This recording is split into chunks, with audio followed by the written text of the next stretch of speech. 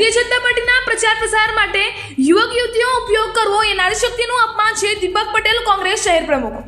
Bharatiya Janata party દ્વારા લોકસભાના પ્રચાર પ્રસાર માટે મોદીના સિમ્બોલ વાળી ટી શર્ટ પહેરેલી યુવક યુવતીઓની ટીમ ઉતારવામાં આવી.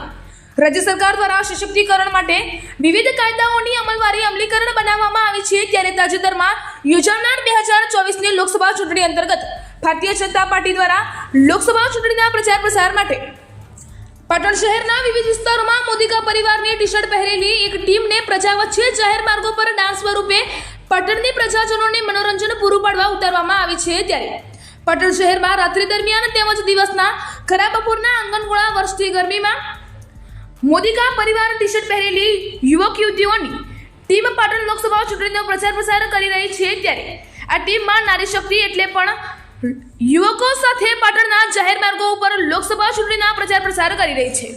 ત્યારે નારી શક્તિ સન્માનની વાત કરીએ તો ભારતીય જનતા પાર્ટી પાટણ લોકસભા મત વિસ્તાર એવા પાટણ શહેર વાળીનાથ ચોકમાં બપોરે 2:30 કલાકે અને રાત્રિ દરમિયાન પાટણના વિવિધ વિસ્તારોમાં નાની યુવતીઓને મોદીકા પરિવારની ટી શર્ટ પહેરાવી ભૂખ્યા અને તરસ્યા રાખી ભારતીય જનતા પાર્ટીના લોકસભા ચૂંટણીના પ્રચાર માટે ડાન્સ કરાવે છે. ત્યારે આંગણગોળા વરસતા તાપમાનમાં પાટણના મુખ્ય બજારો અને જાહેર માર્ગો પણ સુમસામ બની જાય છે. ત્યારે આ નાની વયની યુવતીઓ યુવકો સાથે લોકસભા ચૂંટણીના પ્રચાર પ્રસાર માટે ભર બપોરના સમયે મોદીકા પરિવારના સિમ્બોલ વાળી ટી શર્ટ પહેરી ટીમમાં સામેલ રહેતી યુવતીઓનો ઉપયોગ કરવો તે ખરેખર નારી સન્માનનો અપમાન છે. ત્યારે આ બાબતે ભારતીય જનતા પાર્ટીની ડુગલી નીતિ સ્પષ્ટ જણાઈ રહી છે.